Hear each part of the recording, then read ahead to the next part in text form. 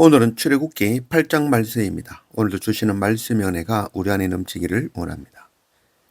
사람들은 스위치가 전등에 불을 켜지게 하거나 끄게 할 수 있다고 생각하지만 근본적으로 전기가 없으면 아무리 스위치를 켜고 끄고 해도 불은 들어오지 않죠. 불이 켜고 끄는 그 본질적인 것은 전기에 있습니다. 스위치는 전기가 없으면 아무 쓸모가 없는 것이죠. 우리가 바로 이 스위치와 같은 존재를 하겠습니다. 불이 항상 켜져 있기를 원하시는 하나님은 스위치 없이 직렬로 연결해 놓으면 항상 불이 들어오게 하실 수 있죠. 하나님은 우리가 없어도 일하실 수 있습니다. 오히려 우리가 없으면 더 빨리 쉽게 일하실 수 있는 것이죠. 천지 창조를 하실 때 우리가 한 것은 하나도 없죠. 그런데 우리는 사명을 받으면 우리가 일하려고 하죠. 막 일이 되게 하려고 애를 쓰는 거죠. 그러나 우리는 일이 되게 할 수도 안 되게 할 수도 없는 존재입니다. 되게 하시는 분도 안 되게 하시는 분도 하나님이십니다. 하나님의 일은 하나님께서 하십니다. 우리는 하나님을 인정하며 그 앞에 엎드리며 예배하는 것이 전부입니다. 살고 죽는 것은 하나님께 있습니다. 결과는 하나님께 있는 것이죠. 그러나 악한 우리는 스스로 하나님의 일을 하려고 하죠.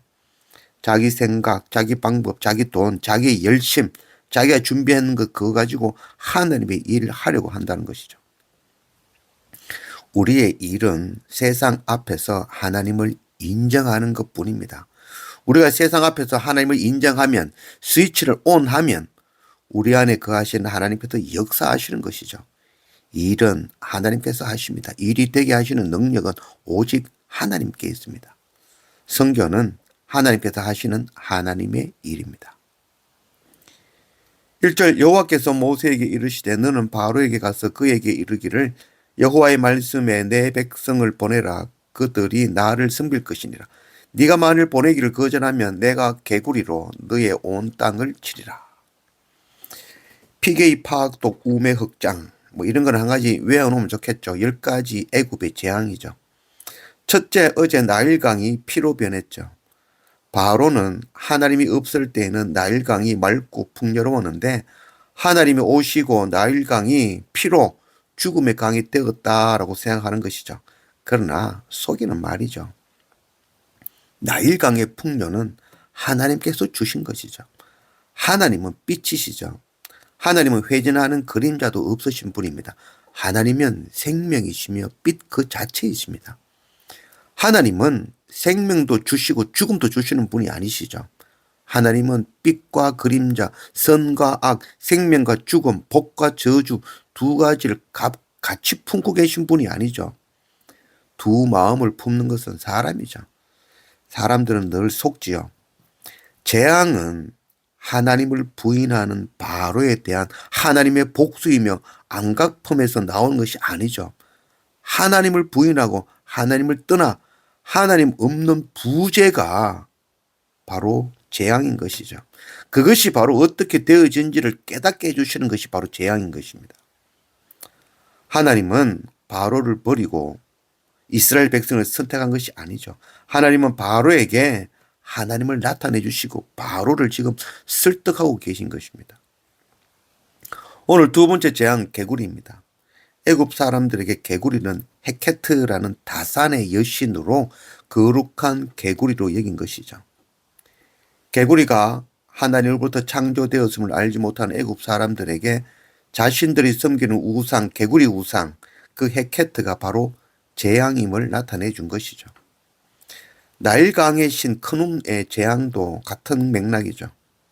나일강의 풍요로움은 창조주 하나님으로부터 온 것입니다. 그러나 나일강을 지으신 하나님을 모르고 인정하지 않는 애굽인들에게는 그 나일강이 재앙이 되는 것입니다.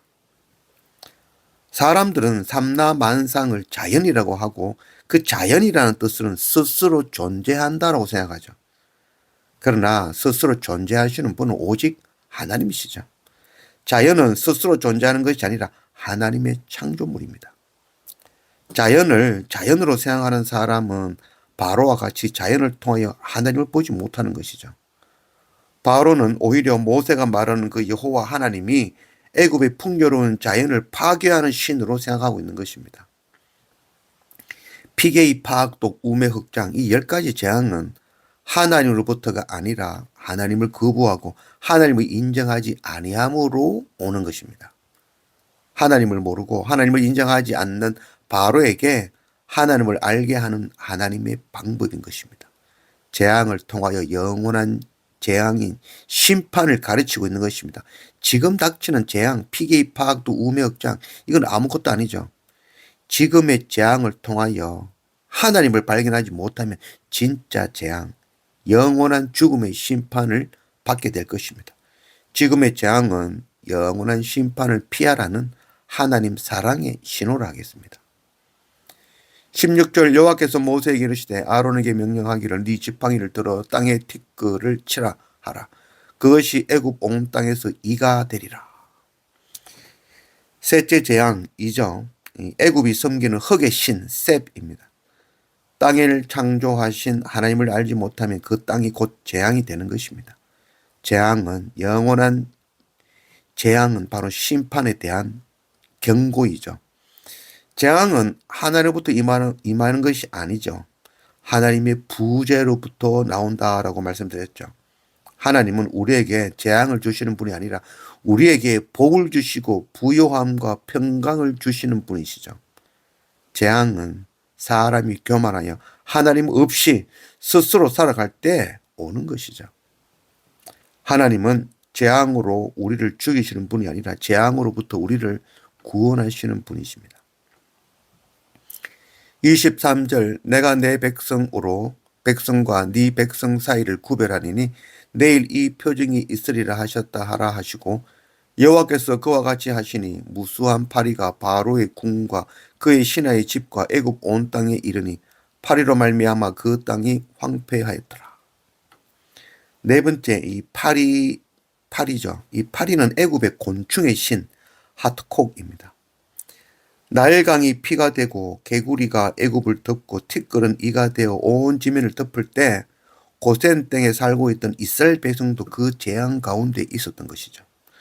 그러나 오늘 말씀이 이제는 하나님께서 먼저 택하여 세우신 이스라엘 백성들을 구별하기 시작하시는 것이죠. 이는 곧 이스라엘 백성들은 그 세 번의 재앙을 통하여 하나님을 알고 그 길에서 돌이켰다라는 것이죠. 같은 재앙이지만 누구에게는 하나님을 깨닫고 돌이키는 것이 되고 누구에게는 더 심한 재앙을 부르는 심판이 되는 것입니다.